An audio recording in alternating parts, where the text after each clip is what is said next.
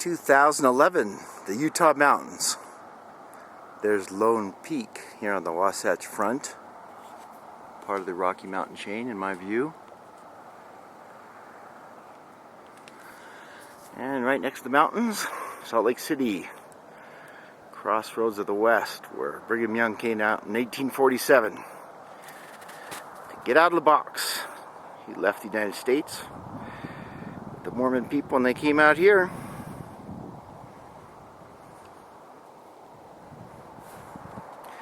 Long time ago. So I was thinking, let's talk about a few things here at the beginning of 2011. The valley's been pretty built up since Brigham Young first came in here. He was pretty sick, but when he got here, a lot of you know the saying, he said, "This is the place." And because those Mormon pioneers came out here, I think there's a couple million people in Utah, and people have moved all over the world. And so sometimes it's kind of funny because people, they don't, I don't know, they're not that interested in history or what has happened, but I'm extremely interested in history and always want to know kind of where I came from and what's going on. Anyway, my grandpa was born down here, right there in Sandy, Utah, and then I ended up being a Californian. I ended up growing up in California and also in Argentina. Hey, here comes the sun. The sun feels kind of good on a day like this when it's below 20. But the thing out here in Utah is it's not that humid, so it doesn't feel that horribly cold if there's not much wind. Whereas in Boston, with that humidity, when it gets down around zero, it feels pretty cold.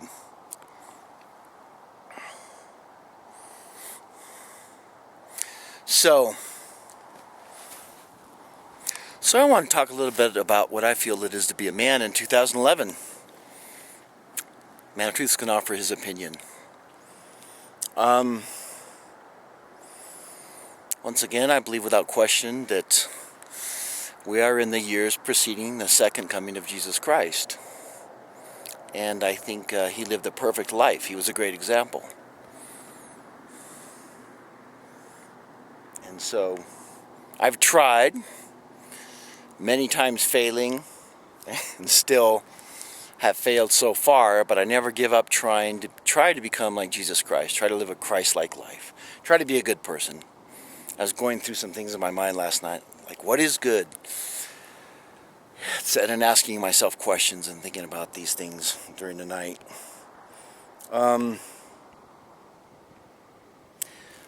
And I think what is good? I think it makes somebody happy. You feel better. You feel joy. What's that? Well, it's a good feeling. It brings smiles. High frequency. A lot of definitions for it. And a lot of people, I think almost everybody has a feeling of what's good and what's bad. What brings joy and what brings sorrow. But I think when people continually choose wrong and are continually mean to people or animals or even themselves, they can get jaded and lose that loving spirit to the point where they really can't tell the difference between good and evil. And that's a matter of perception for everybody. But we will all be oh wow, that's kind of nice. That came out right there. I can even feeling warming up my hand. Wow, beautiful. Sun is good, very, very good.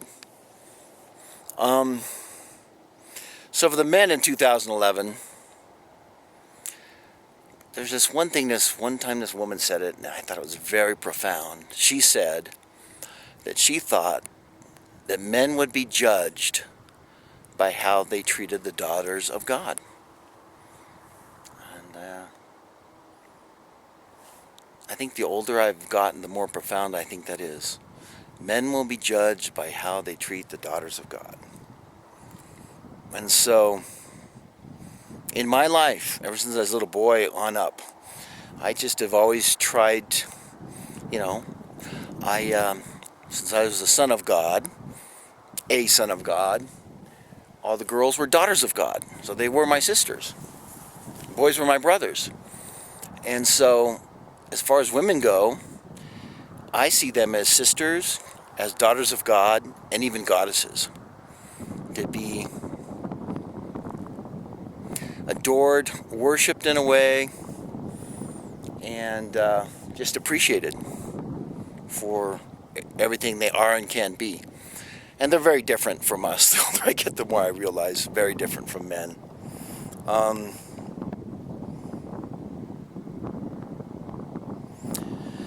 And I enjoyed being single before I was married, and enjoyed being single after I was married. I enjoyed being married. But you learn things in each stage of your life. And I think the natural state for the highest level of joy is to be married and have companionship. And the world today, there's so many things to break up that kind of companionship. A lot of things. Finances, thoughts, yes, even religion. Maybe sometimes especially religion. But going into 2011, well, I'll tell you, my belief is I plan on finding a really great woman and growing food with her with non-hybrid seeds and getting ready, and she'll let me do my thing. I don't expect her to understand everything I understand or me to understand everything she understands. But self-sufficiency, while you're still doing these normal things in the Matrix world and eating at restaurants or whatever, self-sufficiency is paramount, and that'll become a big deal in the coming next 2 years. And so I personally, I'm not gonna, I don't want a woman that just shops all the time, wants to go to wherever to shop and has no interest in self-sufficiency. And I know I'm a California boy and I'm out in Utah, but self-sufficiency will be the thing to have. Better than a garage full of Ferraris, diamonds and fur coats and all, whatever people set their hearts on. Material things are not going to matter, but material things that feed people, and like I talked about getting rid of paper money 3 years ago and turning into real assets, well, of course, that's proven true. At the same time, having real skills. I mean, if you're a lawyer, well, it's going to be useless in about 3 years. If you can only function in your trade, if there's electricity and, you get the latest equipment flying in from wherever, well, maybe there'll be major transportation disruptions. So they talk about grow local. And if, big pharma and the big corporations don't want you growing local, well, I think some people will still grow their gardens anyway. And then there'll be those that are really smart, like some of my ancestors, the American Indians, and they'll know what's naturally already growing around. Whether they're in Utah or California or Nevada or Hawaii, Argentina, or lo que sea, they'll know how to grow and will grow things that are indigenous to their area, and also know the wild plants and edibles, which is fun. Get a book, be careful, but that reminds me of one thing that I'd like to do, actually.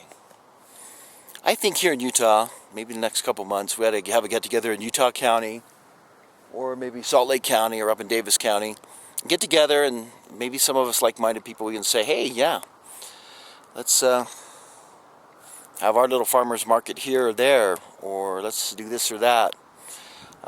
Maybe even down by St. George, Hurricane, or something down there. But just send me a message or leave a comment if you're interested in something like that. But I think it's about time to make some contacts here in Utah. I know it's not easy to kind of give up on the anonymity thing. Kind of have to.